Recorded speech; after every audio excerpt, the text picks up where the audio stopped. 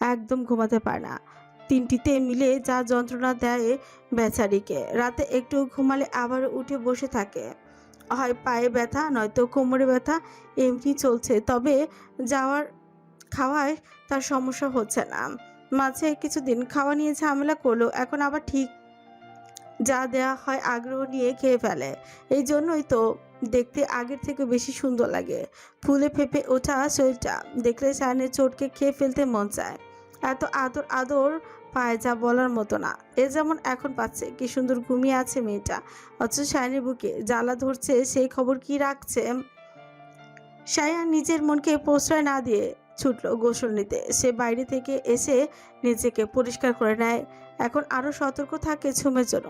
হাসপাতালের যে কোনো জার্ম ঝুমের কাছে ছড়াতে পারে এই ভয়ে সে সর্বদা চোখ কান খোলা রাখে। দীর্ঘ সময় গোসল করে সে রোজকার নিয়ম অনুযায়ী তাহাজ্জুদের সালাত আদায়ের জন্য আল্লাহ তাআলার নিকট প্রার্থনা করতে বসে পড়ল। ঝুমের প্রেগন্যান্সির শুরু থেকে এটি সায়নের রুটিন হয়ে দাঁড়িয়েছে। আজকাল সে আল্লাহর দরবারে ঝুমের সুস্থতার জন্য কেঁদে কেঁদে ভিক্ষা চায়। সেটা ভীষণ ভয় থাকলেও প্রকাশ করে না। সকলের সামনে নিজেকে শক্ত রাখলেও দিন শেষে যখন রাত নামে তখন আল্লাহর কাছে সে নিজেকে মেলে ধরে। আল্লাহর কাছে ঝুমও বাচ্চাদের সুস্থতা কামনা করে। সায়ান নামাজ শেষে উঠে এসে বসলো ঝুমের পাশে মেঝেতে।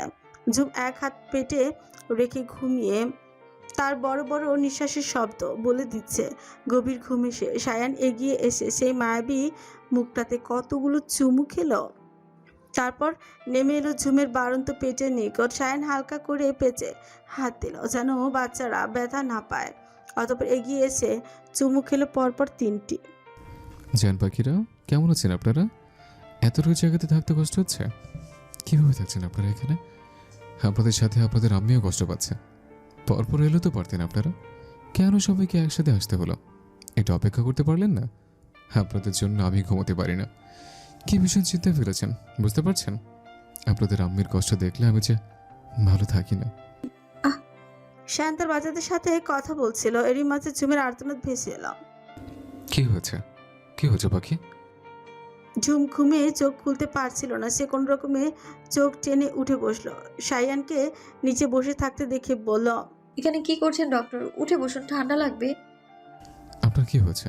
ব্যথা পেয়েছেন? ঝুম হাসলো, ঘুম ঘুম চোখে পেটে হাত বুলিয়ে দেয়। ব্যথা দিয়েছে?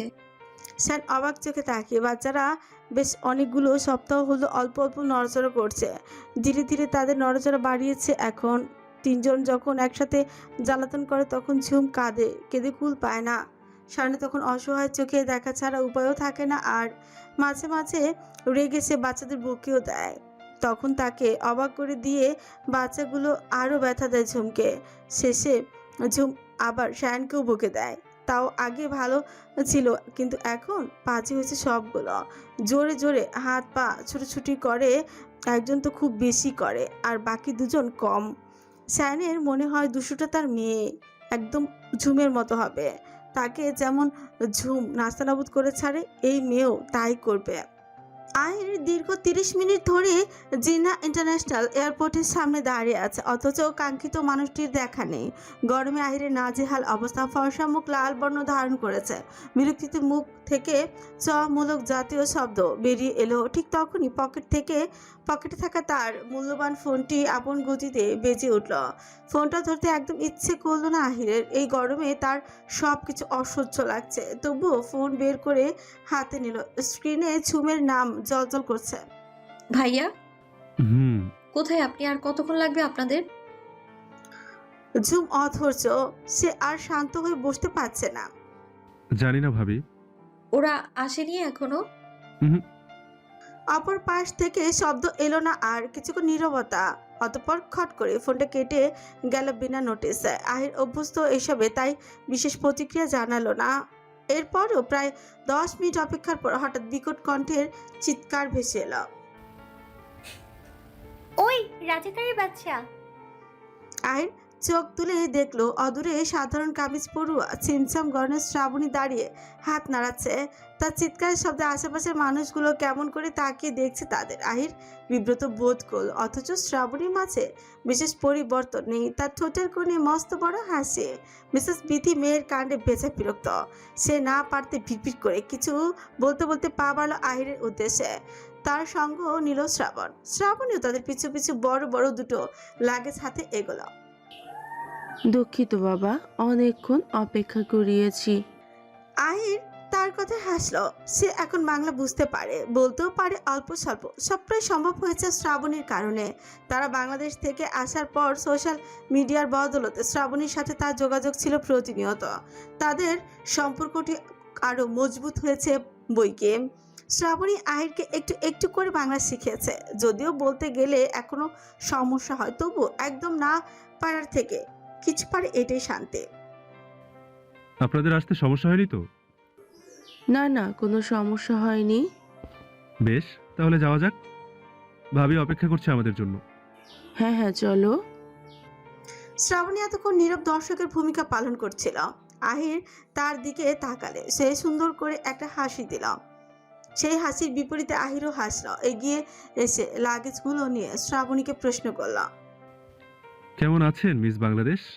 শ্রাবণী শব্দ করে দারুণ একটি হাসি দিয়ে বলল।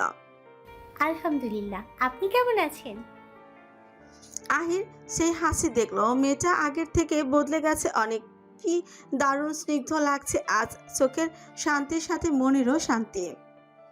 আলহামদুলিল্লাহ। আপনি লজ্জা পাচ্ছেন? আহির সত্যি লজ্জা পাচ্ছে, কেন তার জানা নেই। কিন্তু শ্রাবণী এভাবে মুখের উপর বলবে তার ধারণাই ছিল না। এই মেয়ে ঠোঁট পাতলা স্বভাব তার একদম পছন্দ না। কপাল কুচকে অদ্ভুতভাবে তাকালো আহির। শ্রাবণী বুঝলো ভুল প্রশ্ন করেছে, তাই বোকা বোকা হাসি দিয়ে কেটে পড়লো। আহির অতিষ্ঠ এই মেয়ের কাজে। মাথা নাড়িয়ে বিরক্ত প্রকাশ করে লাগেজগুলো রেখে গাড়িতে গিয়ে বসল। শ্রাবণীরা আসার পর থেকে একজনের পর একজন ঝুমকে জড়িয়ে আছে। শায়ান চোখ মুখ কুচকে দেখে যাচ্ছে। মাঝে মাঝে তার মনে হয় বউটা সরকারি জিনিস হয়ে যাচ্ছে দিন দিন, যে যখন যেখান থেকে পারছে এসে চিপকে ধরছে।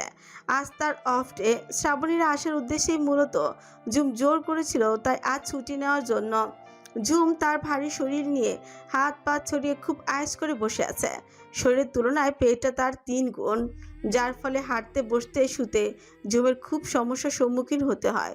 তবুও মেয়েটা হাসি খুশি বসে গল্প করে যাচ্ছে।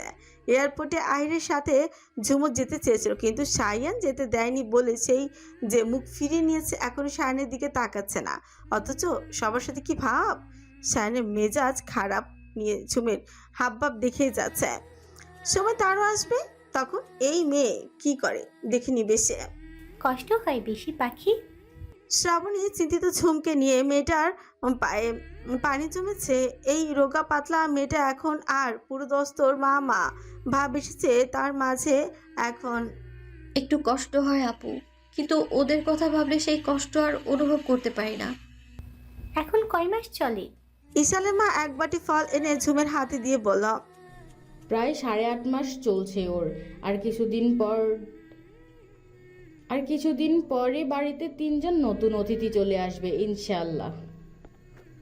সকলের চোখে মুখে আনন্দের আভাস, কিন্তু শায়ান আতঙ্কিত।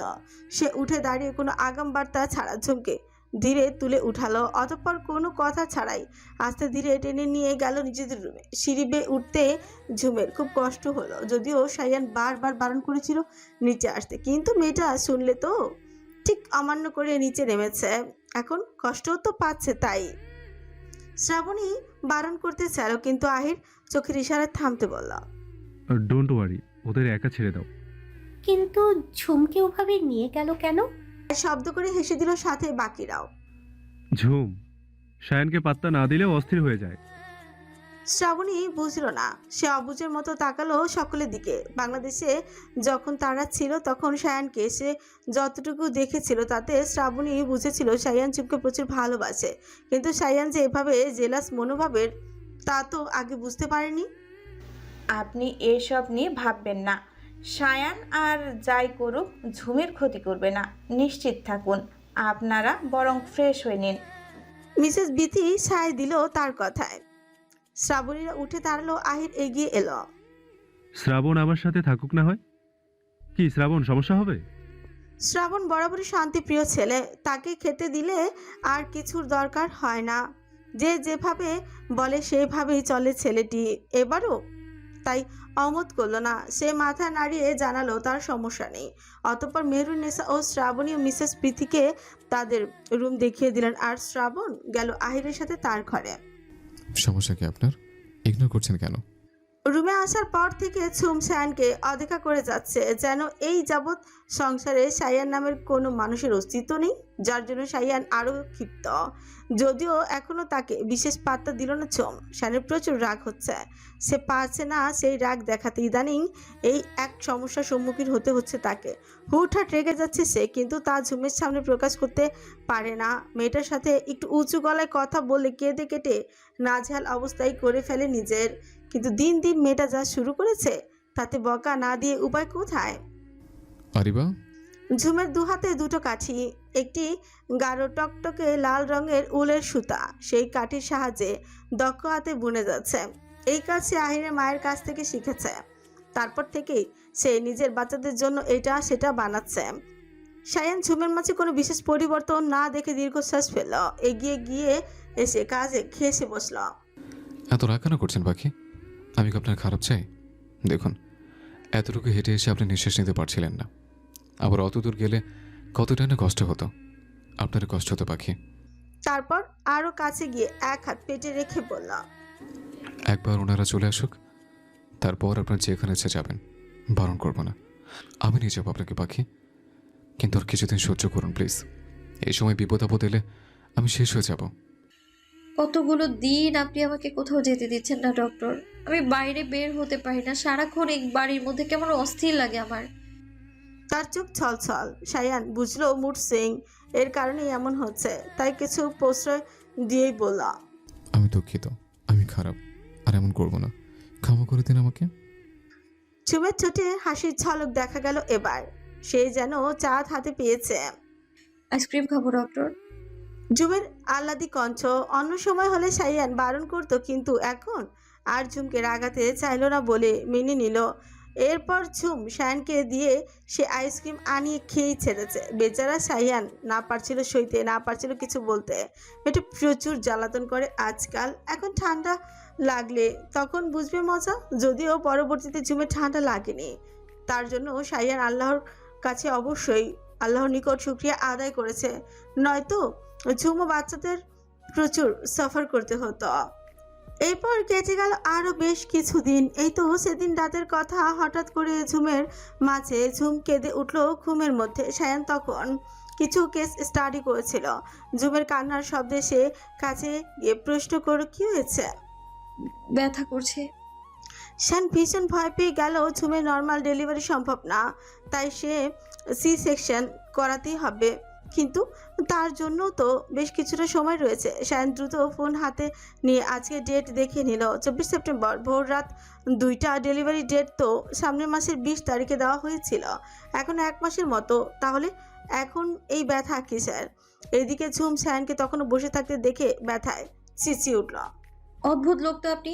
আমার ব্যথা করছে আর আপনি এখনো বসে আছেন। পাঁচি লোক, সরুন সামনে থেকে।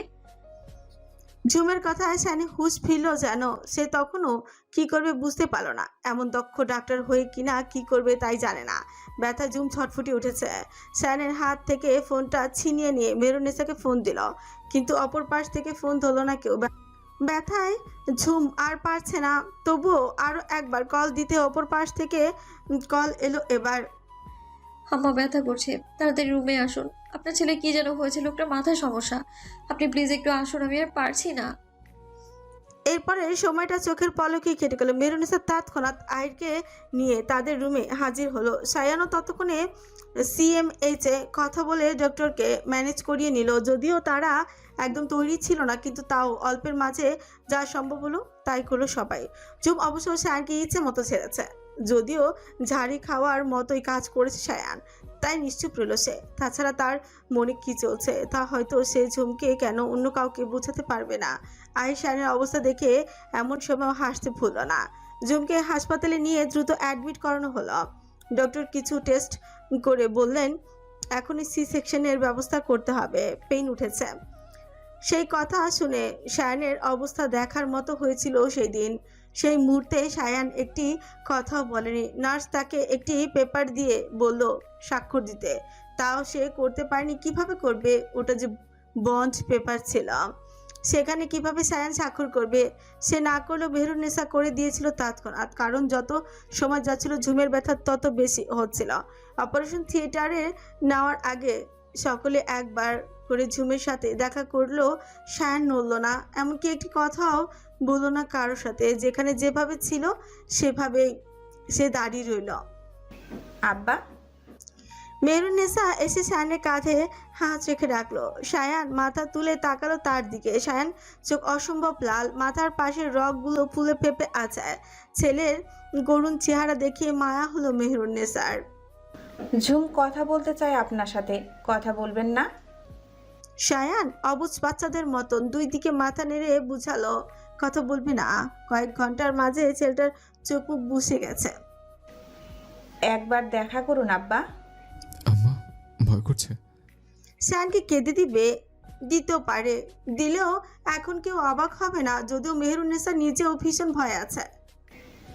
কিচ্ছু হবে না আব্বা, শান্ত থাকুন। আপনি যদি ভেঙে পড়েন তাহলে ঝুমকে কিভাবে সামলাবো আমরা?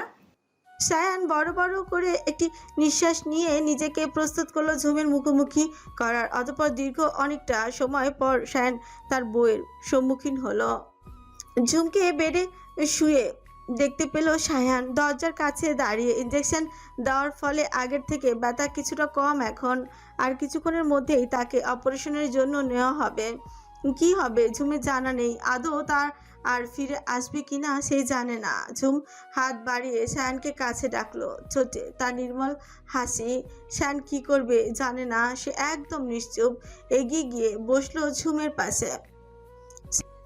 এই ডক্টর, সায়ান তাকালো না, তার দৃষ্টি মেঝেতে। কথা বলবেন না ডক্টর? তখন বকা দিয়েছিলাম বলে রাগ করেছেন? সায়ান তবুও কথা বলল না। সরি ডক্টর, কথা বলেন এখন, হয়তো পরে যদি আর কথা বলতে না পারেন তখন কিন্তু আফসোস করবেন। ঝুমের ইমোশনাল কথায় কাজ হলো খুব। সায়ান নিজেকে সামলাতে না পেরে ঝুমের উপর হয়ে কাঁধে মুখ গুজে জড়িয়ে ধরল। সায়ানের এমন কাজে ঝুম না হেসে পারল না। কাঁধে ভেজা অনুভব হলেও ঝুম কিচ্ছু বলল না। উল্টো এক হাতে সায়ানের পিঠে রেখে অন্য হাত সায়ানের মাথায় রেখে ধীরে হাত বুলিয়ে দিল। আম্মা ভয় করছে। আমাকে ছেড়ে কোথাও যাবেন না, বলে দিচ্ছে। যেভাবে যাবেন আবার সেভাবেই ফিরে আসবেন। আপনি জানেন আমি আপনাকে ছাড়া থাকতে পারি না। ঝুম নিজের কার্য অব্যাহত রাখে। ইনশাআল্লাহ আমরা চারজন সুস্থভাবে আপনার কাছে ফিরে আসব। কথা দিলে কথা রাখতে হয় কিন্তু। ঝুম ব্যথা নিয়ে শব্দ করে হেসে উঠল। সায়ানকে শক্ত করে জড়িয়ে ধরে বলল, দোয়া করবেন আমাদের জন্য। সায়ান উত্তর করল না, কিন্তু মনে মনে সে শুধু প্রার্থনা করে গেল ঝুমের জন্য। তার আর কিচ্ছু চাই না, কাউকে চাই না, শুধু ঝুম সুস্থভাবে ফিরে এলেই হবে।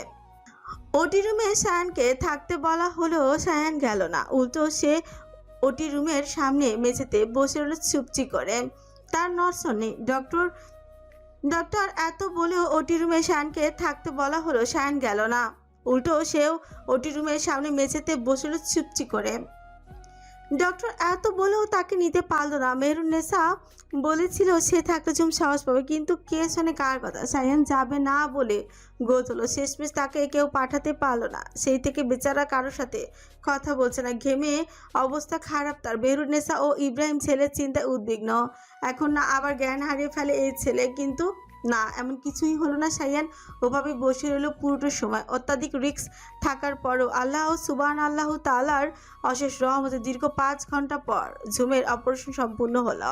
3 জন নার্স কোলে করে 3টি বেবিকে নিয়ে বেরিয়ে এলো। সকলেই এতটাই হতভম্ব যে শুরুতে কেউ প্রতিক্রিয়া দেখাতে পারল না। একজন নার্স সায়ানকে উদ্দেশ্য করে বলল, স্যার অভিনন্দন, আপনি 2 জন পুত্র সন্তান ও 1 জন কন্যা সন্তানের বাবা হয়েছেন। মুহূর্তে উপস্থিত মানুষের মাঝে খুশির বন্যা বয়ে গেল। মেহেরুন্নেসা এগিয়ে এসে একজনকে কোলে তুলে নিলে নার্স জানালো, ইনি মেয়ে, সবার ছোট, শেষ সময়ে ম্যামকে ভীষণ কষ্ট দিয়েছে। মেহরুন্নেসা খুশিতে কথা বলতে পারল না। বাচ্চাটির কপালে চুমু দিয়ে এগিয়ে বসলো শায়ানের সামনে। আব্বা, আপনার মেয়ের কোলে নেবেন না? কিন্তু শায়ান তাকালো না, এমন কি কোনোরূপ শব্দ করলো না। মেহরুন্নেসা আরো কয়েকবার ডাকলো, নড়চড় নেই। ইব্রাহিম এগিয়ে এসে শায়ানের কাঁধে হাত রেখে ধাক্কা দেওয়ার সাথে সাথে শায়ান মেঝেতে পড়ে গেল। শায়ানকে ওভাবে পড়ে যেতে দেখে সকলে ভালোই অবাক হলো। নতুন অতিথিদের আগমনে খুশি যেন মুহূর্তেই ভাটা পড়ে গেল। সকলে ব্যতিব্যস্ত হয়ে পড়লো শায়ানকে নিয়ে। আহির চিন্তিত খুব, শায়ানের আবার হার্ট অ্যাটাক করলো না তো? যে নার্সের কোলে মেয়ে বাবুটি ছিল সে দ্রুত ডাক্তার ডেকে আনলো এবং শায়ানকে কেবিনে নেওয়ার ব্যবস্থা করলো। পরিবারের প্রতিটি মানুষের চোখে মুখে আতঙ্ক। ঝুমের ব্যাপারে খোঁজ নেয়া বা বাচ্চাদের নিয়ে মেতে থাকার সময়টুকু তারা পেল না। ডাক্তার প্রাথমিক চিকিৎসার পর বেরিয়ে এসে বলল, চিন্তার কোনো বিষয় নেই, ডাক্তার আনিসুর এখন ঠিক আছে। অতিরিক্ত চিন্তায় ওনার প্রেশার ফল হয়েছিল, তাই জ্ঞান হারিয়েছে। আমি ওনাকে ঘুমের ওষুধ দিয়েছি, কিছুক্ষণ ঘুমালে ঠিক হয়ে যাবে। ডাক্তারের কথায় যে সকলের স্বস্তির নিঃশ্বাস ফেলল। ইব্রাহিম স্ত্রীর পানে তাকিয়ে হেসে ফেলল। তার ছেলেটা যে বউয়ের জন্য এত নাজুক সে আগে বুঝতেই পারেনি। মেহরুন্নেসার মুখভাব অবশ্য গম্ভীর। তার দু হাতের মাঝে শায়ান ঝুমের ছোট্ট কন্যা, যে কিছুক্ষণ পর পর কেঁদে কেঁদে সবাইকে তার উপস্থিতি জানান দিয়েছে। মিসেস বিথির কোলে তাদের একজন পুত্র ও আহিরের মায়ের কোলে একজন। তারা দুই ভাই শান্ত, মেয়েটার থেকে ঢের বেশি শান্ত। ভীষণ শান্তভাবে ঘুমিয়ে আছে, অথচ মেয়েটার চোখে ঘুম নেই। সে তার গলার স্বর বাড়িয়েই যাচ্ছে একটু পর পর। অতঃপর শায়ানের কাছে আহিরের মাকে রেখে সকলে ভিড় জমালো অপারেশন থিয়েটারের সামনে। কিছুক্ষণ পর পর অপারেশন থিয়েটারে থেকে বেরিয়ে এলেন ডক্টররা। সকলেই তখনও ঝুমের জন্য উদ্বিগ্ন। মিসেস আনসারের এখনও জ্ঞান রয়েছে, কিছু সময় অবজারভেশনে রেখে ওনাকে কেবিনে দেওয়া হবে। আপনারা চিন্তা করবেন না, উনি ঠিক আছেন এখন। যদিও হাই রিস্ক ছিল এবং শেষের পর্যায়ে আমাদের হাতের বাইরে চলে গিয়েছিল সবটা। মিসেস আনসারিও রেসপন্স করছিল না তখন, কিন্তু আল্লাহ সুবহানাল্লাহ তাআলা আনহুর রহমতে সব ভালোই হয়েছে। এখন তেমন ভয়ের কিছুই নেই, তবুও ওনার দিকে খেয়াল রাখবেন। আর হ্যাঁ, বাচ্চাদের জন্মের সময়ের ব্যবধান খুব বেশি নয়। প্রথম দুজনের জন্মের সময় ব্যবধান মাত্র 2 মিনিট, কিন্তু কন্যা সন্তান জন্ম দিতে কিছু জটিলতা দেখা দিয়েছিল বলে সে 7 মিনিট পর দুনিয়াতে আসে। তাছাড়া ছেলে দুজনের থেকে মেয়েটি একটু বেশি দুর্বল, ওজনেও কম, এটা নর্মাল বিষয়।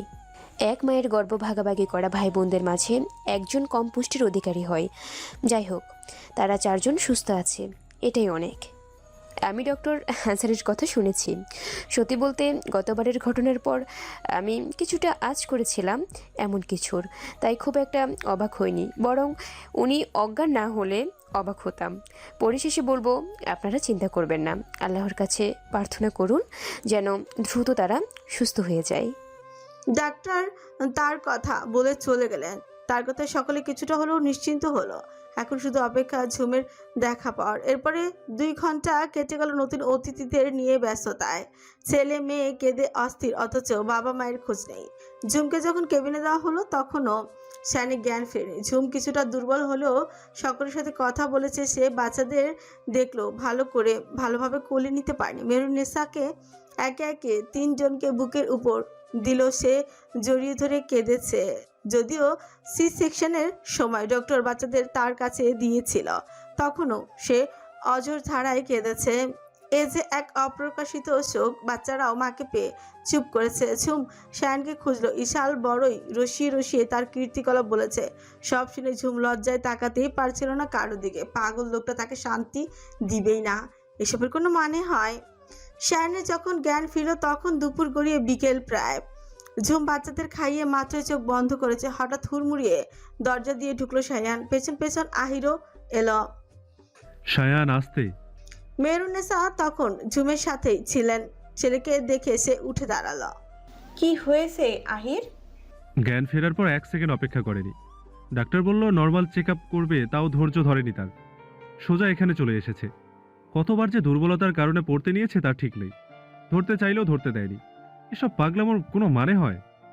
জ্ঞান হারিয়ে বেডে পড়ে থাকতে কি আমরা বলেছিলাম? সামান্য বইয়ের বাচ্চা জন্ম দেয়া দেখতে পারে না, এ নাকি আবার মিলিটারি ডক্টর। আশ্চর্য, তোমাকে চাকরি দিল কে শায়ান? দুনিয়াতে কি আর কারো বউ নেই? তাদের বউদের কি বাচ্চা হয় না? তোমার এই বারবার অজ্ঞান হওয়া আমি আর নিতে পারছি না। যেখানে বাচ্চাদের আসার খবরে আমরা আনন্দ করব, সেখানে তোমাকে নিয়ে ছুটতে হয়েছে। আহিরের কণ্ঠে বিরক্তি চুইয়ে চুইয়ে পড়ছে। বিরক্ত হওয়ারই কথা, জ্ঞান হারানো একটা লিমিট থাকে। এমন দুর্বল হৃদয় নিয়ে বউকে জোর করে বিয়ে করলো কিভাবে, এটাই বুঝতে পারছে না আহির। শায়ান যদিও আহিরকে বিন্দুমাত্র পাত্তা দিল না। সে ঝুমের কাছে যেতে যেতে বলল, বিয়ে করো, তারপর বুঝবে আমার অবস্থা। বিয়ে না করলে বুঝবে কিভাবে? বিয়ের আগে সব ছেলে এমন বড় বড় কথা বলে, যেমন তুমি বলছো। হ্যাঁ, ভাবা যায় এমন সময়ও এত বড় অপমান। কার জন্য সে এত কিছু করলো? বেঈমান। আহির মেয়েদের মতন মুখ ফুলিয়ে একপাশে দাঁড়িয়ে রইল। কথা বলবে না সে আর শায়ানের সাথে। মনে মনে প্রতিজ্ঞাই করলো এইটা নিয়ে। যদিও সে জানে না কতক্ষণ এই কথা রাখতে পারবে সে। মেহরুন্নেসা হেসে শায়ানের কাছে এসে দু হাতে ছেলেকে জড়িয়ে ধরল। ভদ্রমহিলা যথেষ্ট লম্বা হওয়া সত্ত্বেও শায়ানের কাঁধ পর্যন্ত ঠাঁই পায়। খুবই স্নেহের সাথে কপালে চুমু খেয়ে চোখের কোণে পানি নিয়ে বলল, আমার আব্বা এখন সত্যি 3টে ছানার আব্বা হয়ে গিয়েছে। তখন তো দেখলেন না আপনার বাচ্চাদের, এখন দেখবেন না? শায়ান মাকে এক হাতে আগলে নিল। দেখবো আম্মা, আমার আরিবা যাদের জন্য এত যুদ্ধ করলো তাদের তো দেখতেই হবে। তার আগে ওনাকে একবার দেখে আসে। বুকের ভেতর অস্থির অস্থির লাগছে খুব। কথাটা বলে আর অপেক্ষা করলো না, এগিয়ে গেল ঝুমের নিকট। মেয়েটা বেডের সাথে মিশে ঘুমিয়ে আছে। পেটটা এখনো উঁচু, মুখের লাবণ্যতা কমে একটা অসুস্থতা ঘিরে ধরেছে। উঠবে না করেও শায়ান নিজেকে সামলাতে পারল না। কিছু সময় কথা না বলে মনটা স্থির হবে না তার। যা ভাবা তাই কাজ। ঝুমের বেডের পাশে বসে সামান্য ঝুঁকে আসতে করে ডাকলো ঝুমকে। আরিবা, আরিবা শুনছেন? আরিবা।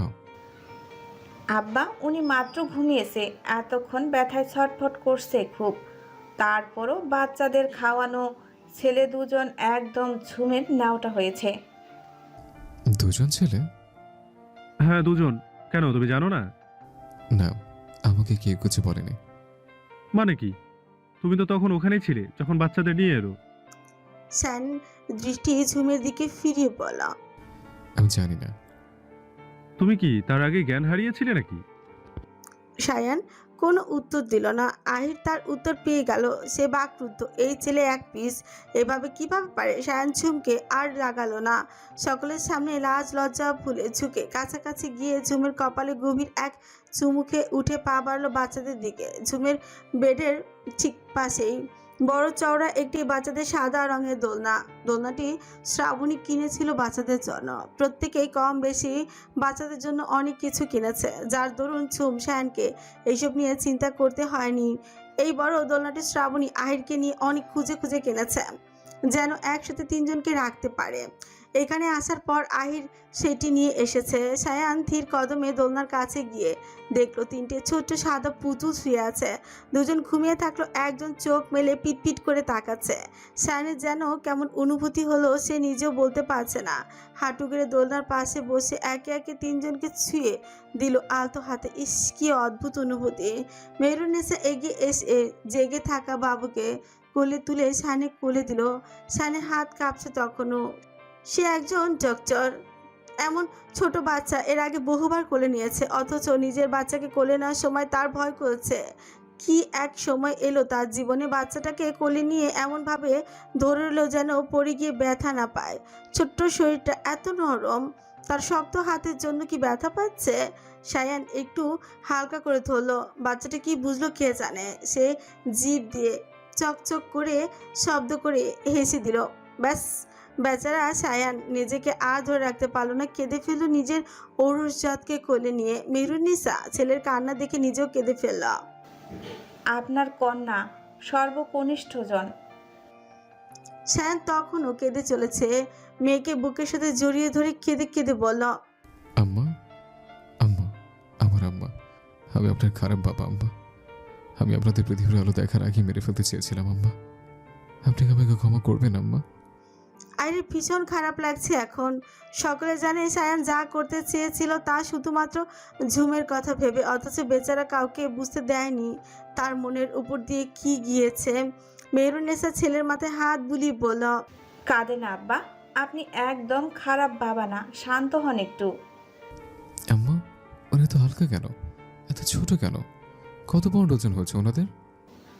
আপনার মেয়ের ওজন মাত্র 3.2 পাউন্ড, আর বড় ছেলের 4.8 এবং মেজ ছেলে 4.3 পাউন্ড ওজন।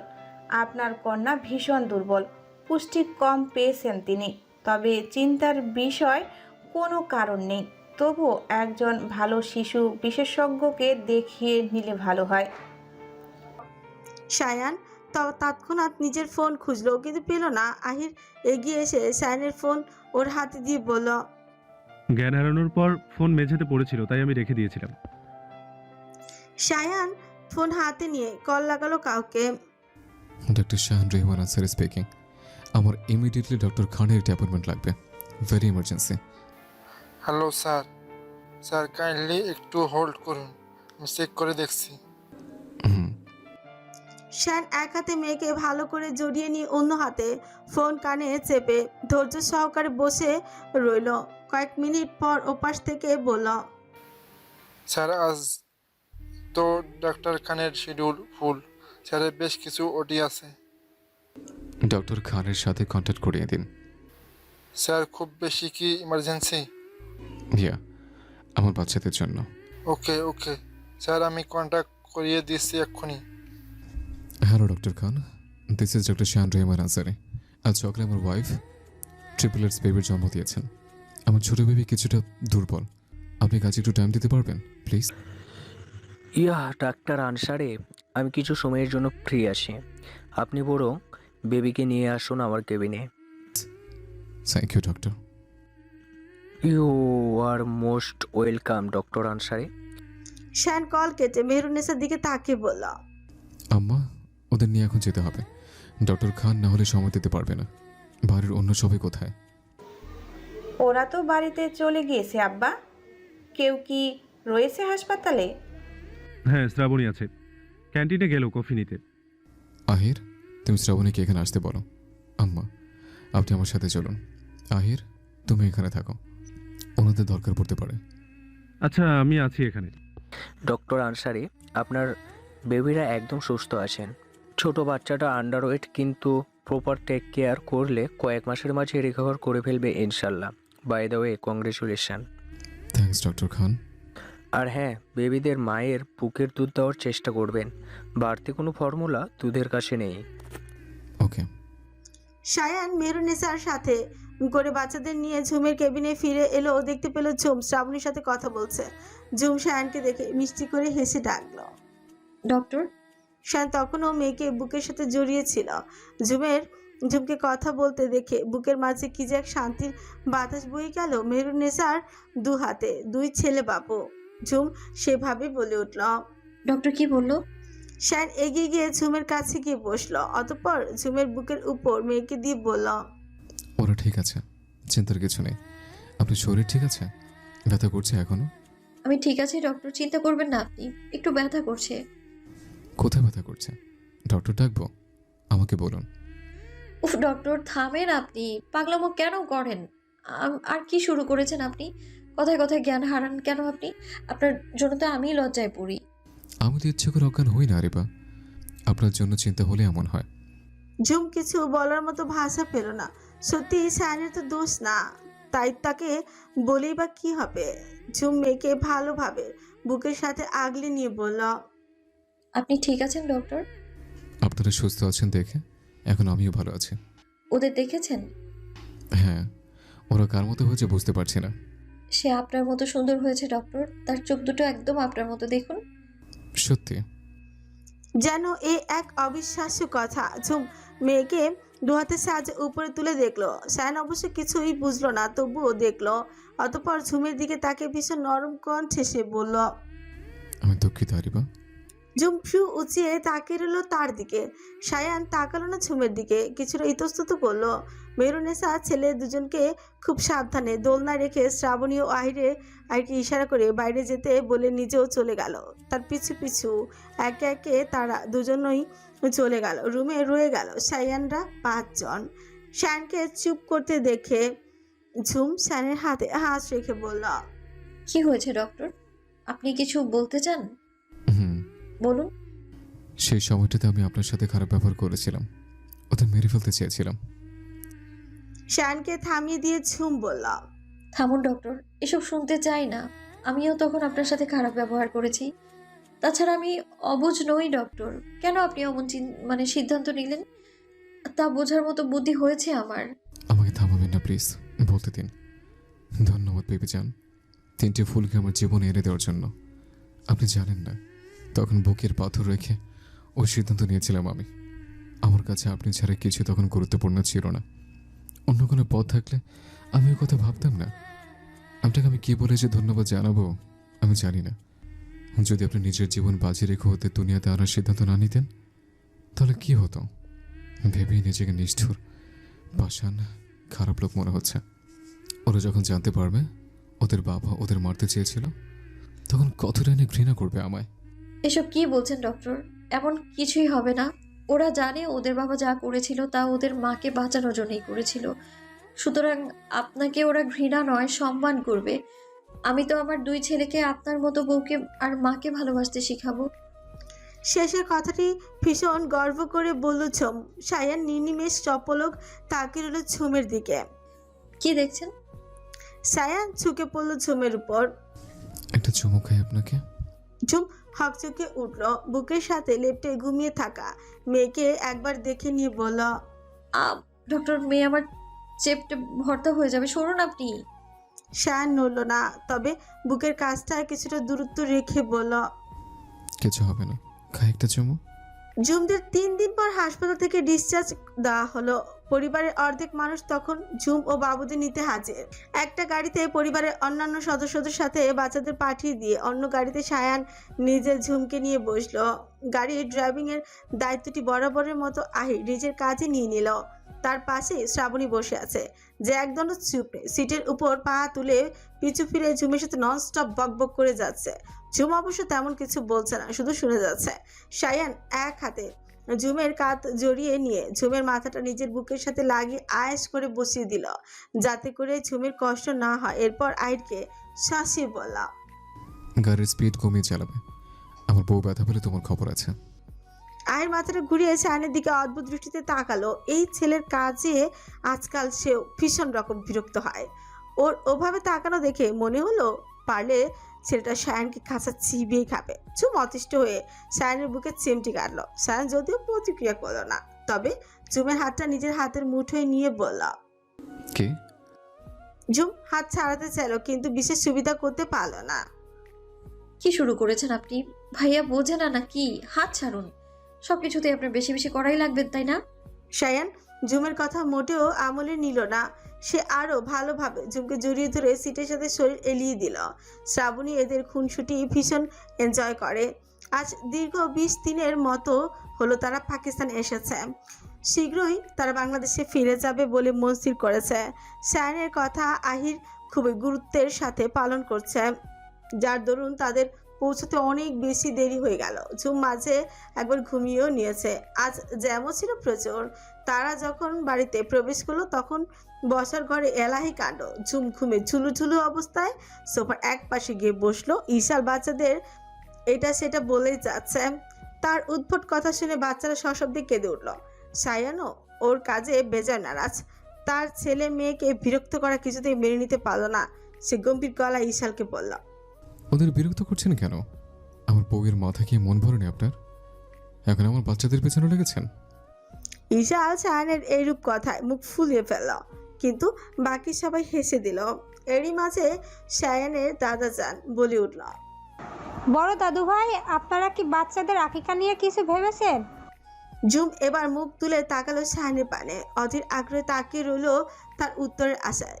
শায়ান ঝুমকে এক পলক দেখে নিয়ে গলার স্বর নামিয়ে বলল, হ্যাঁ দাদাজান, ওনাদের জন্মের 7 দিনের দিন দিতে চাচ্ছিলাম আপনাদের অনুমতি থাকলে, এবং সেই দিনটি শুক্রবার পড়ে। আলহামদুলিল্লাহ, বেশ উত্তম সিদ্ধান্ত। তাহলে সেইভাবেই প্রস্তুতি নেওয়া হোক। জি দাদাজান। আমার কিছু বলার আছে শায়ান। শায়ান তার বাবার পানে তাকিয়ে বিনম্র স্বরে বলল, জি আব্বা বলুন।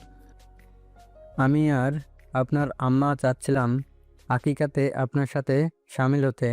কিন্তু আব্বা, আকিকার দায়িত্ব তো বাবার উপর থাকে। ইব্রাহিম কাছে এসে ছেলের কাঁধে হাত রেখে হেসে বলল, সে আমি জানি শায়ান, সেই দায়িত্ব আপনার উপরেই থাকবে। আমি আর আপনার আম্মার ভেবেছি বাচ্চাদের চুল পরিমাণ দান সৎকাও আমরা করব। সায়ান একবার ঝুমের দিকে তাকালো, চোখের ইশারা জানতে চাইলো তার মতামত। ঝুম হেসে সায় জানালো, সায়ানও আর অমত করলো না। অতঃপর সকলে মিলে সিদ্ধান্ত নিল সায়ান বাচ্চাদের আকিকার ব্যবস্থা করলেও বাড়ির অন্যান্য সদস্যরা একত্রিত হয়ে দান সৎকা দিবেন। অনেক হয়েছে আহির, এবার আপনি বের হন আমাদের রুম থেকে। বাড়িতে ফেরার পর থেকে সায়ান ঝুমকে 1 মিনিটের জন্য একা পায়নি। সর্বক্ষণ কেউ না কেউ থেকেছে তাদের আশেপাশে। এখন রাত, তারা বেশ কিছুক্ষণ হলো রাতের খাবার শেষ করেছে। ঝুমের শারীরিক অবস্থার কথা মাথায় রেখে তাদের খাবারের ব্যবস্থা সায়ানের ঘরেই করা হয়েছিল। খাওয়া শেষ হওয়ার পরই সেই যে আহির এসে বাচ্চাদের পাশে হাত পা গুটিয়ে বসেছে, ওঠার নাম নেই। এতেই সায়ান ধৈর্য হারিয়ে ফেলল। ফলস্বরূপ উক্ত কথাগুলো বলতেও একবার ভাবলো না সে। পারবো না, আর যেতে হলে বাবুদের সাথে করে নিয়ে যাব। তার বাচ্চাদের নিয়ে যাবে মানে কি? কি সাংঘাতিক কথা! সান রেগে মেগে তেড়ে এলো ওর দিকে। ফাজলামো পেয়েছ? বাচ্চাদের কোথাও দিব না। আর তুমি হয়তো ভুলে যাচ্ছ আরিবা অসুস্থ, ওনার বিশ্রাম দরকার। আহির এই পর্যায়ে ঝুমের দিকে তাকালো। মেয়েটা অসুস্থতার কারণে নুয়ে পড়েছে, চোখে মুখে ভীষণ ক্লান্তি স্পষ্ট, হয়তো ঘুমোতে চায়। অন্য সময় হলে সায়নের সাথে তর্ক করতে ভুলতো না, কিন্তু ব্যাপার যখন ঝুমকে নিয়ে, তখন সে আর কথা বলো না। বাচ্চাদের কপালে চুমু খেয়ে সায়নকে শাসিয়ে বলল, দিন এখন তোমার, তাই যা ইচ্ছা করে নাও। আজ ছেড়ে দিচ্ছি, কিন্তু কাল দেখে নেব। কথাগুলো বলে বড় বড় পা ফেলে সে হারিয়ে গেল। সায়ান অতিষ্ঠ হওয়ার ভঙ্গিতে মাথা নাড়িয়ে পা বাড়লো দরজার দিকে। অতঃপর হালকা শব্দ করে দরজা বন্ধ করে এগিয়ে এলো ঝুমের দিকে। ঝুম তখন তার দিকেই তাকিয়েছিল, কোনরূপ আগাম বার্তা ছাড়া সুনিপুণ ভাবে দু হাতে জড়িয়ে ধরল ঝুমকে।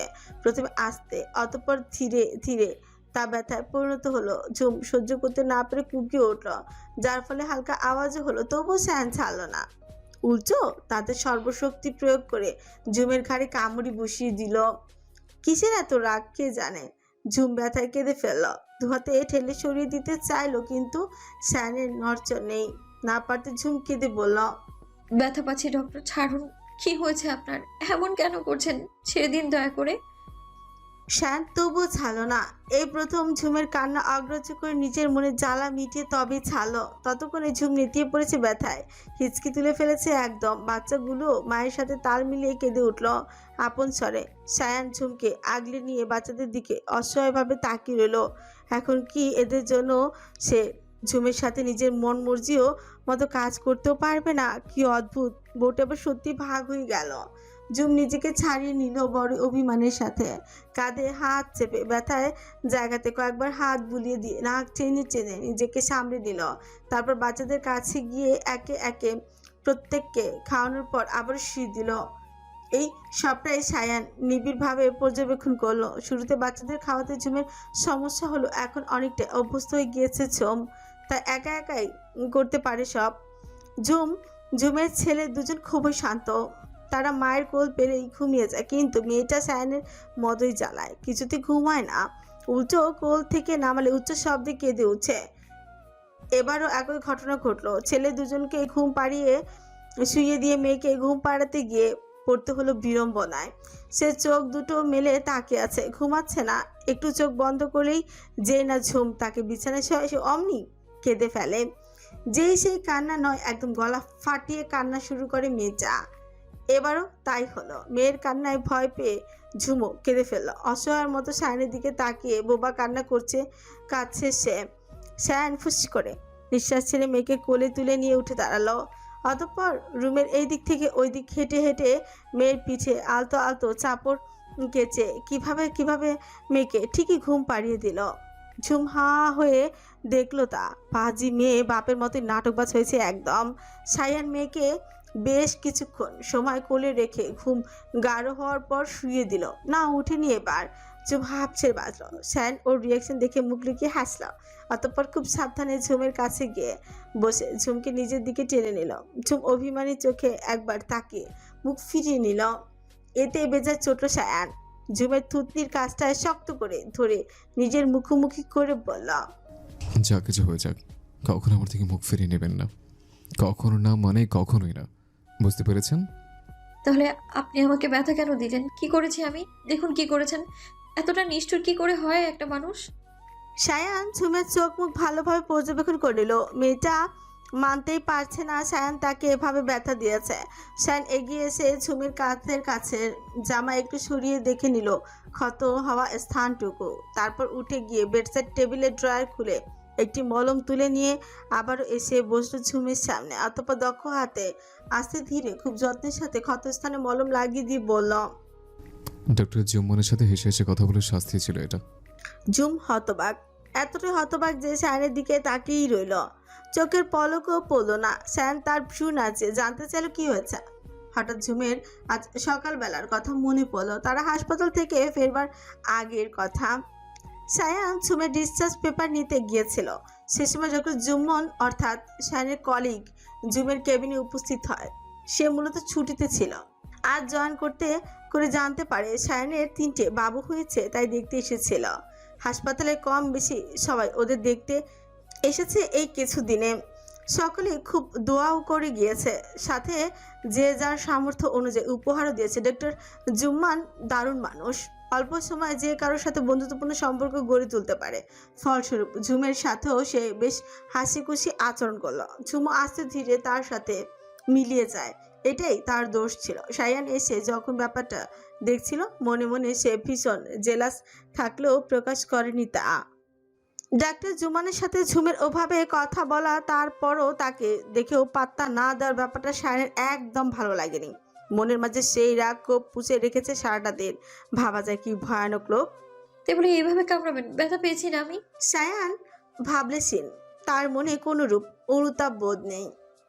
ব্যথা পাওয়ার জন্যই দিয়েছে। আপনারও বোঝা উচিত আমি ব্যথা পাই, তো সেসব কাজ আপনি বেশি করে করেন। ঝুম মুখ ফুলে বিড়বিড় করে বকলো ওকে। বিড়বিড় করার তালে তালে ওর ঠোঁট ফুলে ফেপে কেঁপে উঠল। সায়ান অপলক নির্লজ্জের মতো তাকিয়ে রইল সেদিকে। বার কয়েক ঠোকও গেল, যার দরুন সায়ানের অ্যাডমাস অ্যাপেল ওঠানামা করলো অস্থির ভাবে। ঝুম ওকে ওভাবে তাকে থাকতে দেখে অপ্রস্তুত হলো খুব। সায়ানের চোখ মুখ সুবিধা লাগলো না, কিছু বলতে গিয়েও বলতে পারলো না। মেয়েটি তার আগেই সায়ান হামলে পড়লো। অসতর্কতার দরুন ঝুম পড়তে নিলেও ধরে ফেললো সায়ান। এক হাতে ঝুমের মাথার পিছে হাত রেখে অন্য হাতের সাহায্যে ঝুমের কোমর পিছিয়ে নিল। ঝুমকে নিজের দখলে নিয়ে নিজের আয়েস মিটিয়ে চুমু খেলো ছেলেটি। প্রথম দিকে ঝুম অবশ্য বাধা দিল না, কিন্তু সায়ান হঠাৎ উম্মাদের মতো আচরণ শুরু করলো। তার হাতের গতিবেগের পরিবর্তন ঘটেছে বুঝতে পেরে ঝুম দু হাতে ঠেলে সরাতে চাইল। সায়ান বুঝি এতে থামে, উল্টো বিরক্ত করায়। ঝুমের দুহাত পিছে মুছড়ে এক হাতের সাহায্যে চেপে ধরল। পরিস্থিতি বেগতিক বুঝে কিছু করার ছিল না ঝুমের, কারণ সায়ান তাকে ছাড়তে নারাজ। অবশ্যই ঝুম কথা বলতে পারলো যখন সায়ান ঝুমের ছোট ছেড়ে ওর গলায় মুখ গুজল। ডক্টর শান্ত হন। সায়ান থামার নাম তো নিলই না, বরং আরো কাছাকাছি গেল। ঝুম বড় বড় নিঃশ্বাস নিয়ে নিজেকে শান্ত করে নিয়ে বলল, ডক্টর আমি অসুস্থ। এরপর সব শান্ত, শুধু শানের দীর্ঘ নিঃশ্বাসের শব্দ ছাড়া আর কিছুই শোনা গেল না। ঝুম বুঝতে পারলো শানের হাতের বাঁধন নরম হচ্ছে। আস্তে আস্তে তার হাত ছেড়ে দেওয়া হলো, কিন্তু শান নড়ল না। ঝুমের গলায় মুখ গুজে ওভাবেই পড়ে রইল। ঝুম খুব আদুরে ভঙ্গিতে দু হাতে শানকে জড়িয়ে নিয়ে বলল, দুঃখিত। শান প্রত্যুত্তরে কিচ্ছু বলল না, উল্টো ঝুমের কোমরে দু হাত শক্ত করে জড়িয়ে নিয়ে বলল, আজ এভাবেই ঘুমাই, অনেকদিন আপনার বুকে ঘুমোতে পারেনি। এভাবে বললে কি কেউ বারণ করতে পারে? ঝুমও পারেনি। সায়ান যদিও ঝুমের উত্তরের জন্য বসেও ছিল না। আহির ও শ্রাবণী বসে আছে সমুদ্র পাড়ে। প্রায় 2 ঘন্টা ড্রাইভ করে তারপর আহির শ্রাবণীকে নিয়ে এখানে এসেছে। শহর থেকে বেশ দূরে জায়গাটি। এটি সেই জায়গা যেখানে আহিরের প্রজেক্টের কাজ চলেছিল। এখন সেটি পরিপূর্ণ এক 5 তারকা বিশিষ্ট হোটেল। এসব আসার পথে আহির নিজে থেকে শ্রাবণীকে বলেছে তারা এখন বালুর উপর জুতা রেখে বসে আছে। অপূর্ব সেই দৃশ্য, আকাশে পূর্ণিমা চাঁদ, সেই চাঁদের আলো সমুদ্রের পানির সাথে মিলে মিশে একাকার হয়ে গিয়েছে। শ্রাবণী সেই দৃশ্য মন দিয়ে দেখছে। প্রচন্ড বাতাসে তার কোমর সমান খোলা চুলগুলো এলোমেলো হয়ে উঠছে। আগের তুলনায় অনেক বড় হয়েছে চুলগুলো। বহুদিন কাটে না যে, যত্ন করছে এখন একটু আধটু। তাকে এক প্রকার তুলে নিয়ে এসেছে আহির, অথচ এখানে এসে একদম নিশ্চুপ মানুষটা। শ্রাবণী দৃষ্টি ফিরিয়ে আহিরের দিকে নিল। হঠাৎ এত রাতে এখানে নিয়ে এলেন যে? কেউ জানতে পারলে যদি কিছু মনে করে? আহির অদূরে তাকিয়েছিল। শ্রাবণীর প্রশ্নেও তার দৃষ্টি নড়চড় হলো না। যারার খুব ইচ্ছে ছিল বিয়ের পর এভাবে হুটহাট রাতের বেলা কাউকে কিছু না বলে বেরিয়ে এসে সমুদ্র বিলাস করবে। শ্রাবণী শব্দহীন হাসলো। মেয়েটার এত কথা শুনেছে যে সামনে থেকে দেখার ইচ্ছা তীব্র থেকে তীব্র হচ্ছে। আপনার মন খারাপ? হুম। তাহলে এখানে এলেন কেন, তাও আমাকে নিয়ে? এবার আহির দৃষ্টি শ্রাবণীর উপর দিল। শান্তি খুঁজতে। শ্রাবণী বুঝলো না তার কথা। শান্তি খুঁজতে এখানে? হুম। পেয়েছেন? পেয়েছি। কিভাবে? আহির হাসলো। শ্রাবণী অবাক হয়ে সেই হাসি দেখলো। চাঁদের আলোতে আহিরকে স্বর্গীয় সৌন্দর্যের প্রতীক লাগছে। একটি ছেলের হাসি এত অপূর্ব হয় তা জানা ছিল না। অবিশ্বাস্য হলো সত্যি যে তোমার আশেপাশে আমি শান্তি খুঁজে পাই শ্রাবণী। শ্রাবণী ভীষণ অপ্রস্তুত অনুভব করলো। এ কেমন কথা? সে জোর করে একটু হাসার চেষ্টা করেও সফল হলো না। আহির বুঝলো তা। বি ইজি শ্রাবণী, অপ্রস্তুত হতে হবে না। আমাদের জীবনে কিছু মানুষ বা বলতে পারো কিছু বন্ধু থাকে যারা আমাদের শান্তির কারণ হয়ে দাঁড়ায়। আমার কাছে তুমি তেমন। যারা কোথায় আপনি জানেন তাই না? আহির মুখ লুকিয়ে হাসলো। দৃষ্টি সরিয়ে আবারও দূরে দিয়ে বলল, এমন কেন মনে হলো? শ্রাবণী এতক্ষণ আহিরকে দেখছিল। এবার সে সোজা হয়ে বসে পূর্বের ন্যায় দূর আকাশে দেখতে দেখতে বলল, আপনি ওনাকে ভীষণ ভালোবাসেন, আর যারা ভালোবাসে তারা সর্বদা খুঁজে বেড়ায়। তার মানে বলতে চাচ্ছ তুমি এখনো পাভেলের খোঁজ রাখো? শ্রাবণী শব্দ করে হেসে দিল। খোলা জায়গায় সেই হাসি ছড়িয়ে পড়ল দূর থেকে দূরান্তে। না লুকিয়ে বলল, হ্যাঁ রাখি তো। আমার ভালোবাসার মিথ্যা ছিল না, ওর ভালো খারাপ উভয় ব্যাপারে খোঁজ রাখি। যারা ওর হাজবেন্ডের সাথে ইউএসএ আছে, জানো কিছুদিন আগে ওর একটি মেয়ে হয়েছে। আর ভীষণ উৎফুল্লতার সাথে বলল আহির, কি ভীষণ ভালোবাসা। আর আজ ওর জন্মদিন। আহির চুপ করে রইল। এরপর শ্রাবণী বুঝলো আহির মন খারাপ, তাই ঘাটলো না, বরং কথা ঘুরিয়ে বলল, ওনাকে দেখার খুব ইচ্ছা ছিল। কেন জানি না, হয়তো এমনি দেখতে ইচ্ছে করলো। আজ বাচ্চাদের আগেকার দিন। কাল রাত থেকে সানি কোনো খোঁজ নেই। সে ভীষণ ব্যস্ত। তার ব্যস্ততার শেষ নেই। 3 ছেলে মেয়ের আকিকা বলে কথা।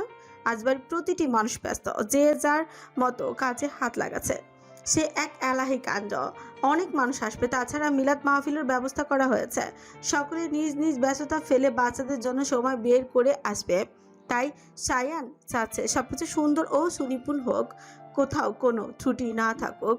সকাল থেকে ঝুমো অবশ্য ব্যস্ত। যদিও সে কোনো কাজে ব্যস্ত নয়, সে তার বাচ্চাদের নিয়ে মহাব্যস্ত। বাচ্চা সামলানো যতটা সহজ ভেবেছিল ততটা সহজ একদম লাগছে না।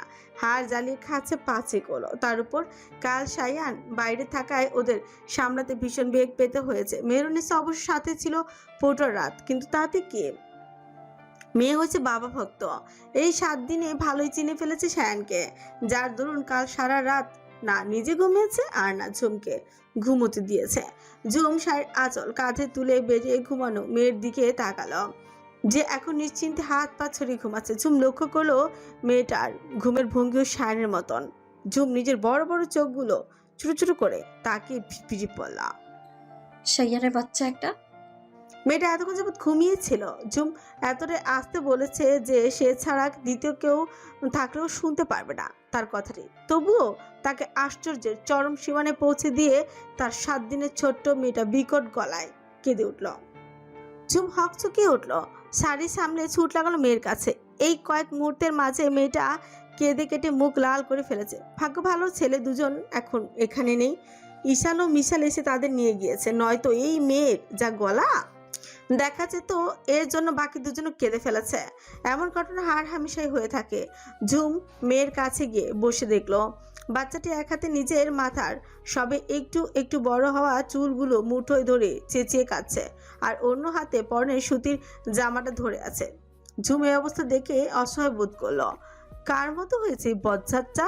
নিজে নিজেকে মেরে এমন নাটক করছে যে কিনা নাকি কি হয়েছে। ঝুম ফুস করে নিঃশ্বাস ছেড়ে আলতো হাতে মাথার চুল ছাড়াতে চাইল, কিন্তু মেয়ে তার ছাড়তে নারাজ। আবারও কান্না তার থামছে না, বরং ক্ষণে ক্ষণে বেড়ে চলেছে। ঝুম বিপাকে পড়ল। বাড়ি ভর্তি অতিথি, তারা যদি শুনে ফেলে কি ভাববে? বার কয়েক ঝুম চেষ্টা করলো, বুঝালো, তারপরও কাজ হওয়ার নেই। এবার নিজেই কেঁদে ফেললো। ব্যাস, মেয়ে চুপ, একদম ঠান্ডা। ওদিকে ঝুম নাক টেনে টেনে মেয়েকে বুকে যাচ্ছে। পাজি মেয়ে, বাপের মতো হয়েছেন, হাড়গোড় জ্বালিয়ে খাচ্ছেন। আমার ভাইয়াদের মতো শান্ত হতে পারেনি। এত জেদ কিসের বাপের মতো? একদম আবার হসপিটালে গিয়ে রেখে আসবো বলে দিলাম। আর যদি জ্বালাতন করেন, দুষ্টু মেয়ে একটা। বলে চোখ রাঙালো ঝুম। কিন্তু মেয়েটা কিছু বুঝলে তো? বাচ্চাটি ফ্যাল ফ্যাল করে তাকিয়ে মায়ের কান্না দেখে গেল। সায়ান দরজার কাছে দাঁড়িয়ে এতক্ষণ স্বপ্নে দেখেছে। মনে মনে মেয়ের কাজে ভীষণ খুশি সে। ঝুম যেমন তাকে জ্বালিয়েছে এতগুলো দিন, সেই সব কিছু শোধ নিচ্ছে তার মেয়ে। যদিও একটু খারাপ লাগছে ঝুমের জন্য। তার নিচে মেহরুনিসার কাছে থেকে শুনে এলো কাল রাতে নাকি মেয়েটা একদম ঘুমোতে দেয়নি। যদিও সায়ান ভেবেছিল এমন কিছুই হবে, কারণ ছেলেদের সামলাতে পারলেও মেয়েকে এখনো সামলাতে পারে না। তাই তো কাল রাতে এবং ভোরেই সে বেশ কয়েকবার ঝুমকে ফোন করে জানতে চেয়েছিল কোনো সমস্যা হচ্ছে কিনা, কিন্তু মেয়েটা প্রতিবারই মুখ বুজে এড়িয়ে গিয়েছে। সায়ানের কিছু করারও ছিল না, কারণ সে বাচ্চাদের আকিকার ভেড়া আনতে গড়াচি শহরের বাইরে গিয়েছিল। আয়কে নিয়ে ফিরেছে 5টি ভেড়া সমেত। এই তো ঘন্টাখানিক হলো, তবুও বাড়ির মাঝে প্রবেশ করতে পারেনি। মসজিদে ইমামকে নিয়ে আলোচনা ও কাজের জন্য আনা লোকেদের সব কিছু বুঝিয়ে দিতে দিতে বড্ড দেরি হয়ে গেল। ঘামে ভিজে শরীর ছিপছিপে লাগছে। নিচে বাচ্চাদের সেই কারণে কোলেও নেয়নি সে। দেখা করে সোজা উপরে চলে এসেছে, আর এসেই মা মেয়ের এই অসাধারণ মুহূর্ত দেখে তার সারাদিনের ক্লান্তি নিমিষে গায়েব হয়ে গেল। সায়ান পা বাড়িয়ে ভেতরে প্রবেশ করল। কারো পায়ের শব্দে ঝুমে দরজার পানে দৃষ্টি দিল। তার চোখে তখনও পানি, চোখে মুখে রাগ, বিরক্তির কারণে কপাল কুঁচকে আছে। সায়ান দেখতে পেয়েও কপালে সেই ভাঁজ গায়েব হয়ে গেল। মুখে হাসি ফুটে উঠল আদুরে আহ্লাদিপনা। শায়ান কাছে এসে চমৎকার এক হাসি দিল। ব্যাস, ঝুম ঠোঁট উল্টে দু হাতে শায়ানের কোমর জড়িয়ে ধরে পেটে মুখ গুজে কেঁদে ফেলল। কাল রাত থেকে লোকটাকে দেখেনি ঝুম, খুব বেশি মিস করেছে। শায়ান হেসে ঝুমের মাথায় হাত রেখে বলল, আমি ঘেমে আছি বিবেচন, শুরু থেকে দুর্গন্ধ আসছে। ফ্রেশ হয়ে আসি আগে, দেখি সরুন। শায়ান বিশেষ কিছু বলল না, প্রশ্রয় দিল ঝুমকে। বেশ কিছুক্ষণ পর বলল, সবাই চলে এসছে বিবেচন, এখন তৈরি না হলে দেরি হয়ে যাবে। নামাজেও তো যেতে হবে, তাই না? কথাগুলো বলে সে মেয়ের দিকে তাকিয়ে হাসলো। বাচ্চাটি তাদের দিকে তাকিয়ে শান্তভাবে। এখন দেখলে মনেই হবে না এই মেয়ে ঝুমকে জ্বালাতন করে। ঝুম এবার ছেড়ে দিল, অতঃপর বলল, আপনার মেয়েকে আপনিই দেখেন, এই পাজি মেয়েকে আমি আর সামলাতে পারবো না। শায়ান ওকে ছেড়ে দিল। কপালে কয়েকটি ভাঁজ ফেলে বলল, এখন আমি কেন দেখবো? আমি বলেছিলাম ওদের আনতে। ঝুম ঠোঁট উল্টে তাকালো, নাক মুখ কুচকে ফেলল। আপনি আমাকে খোটা দিচ্ছেন?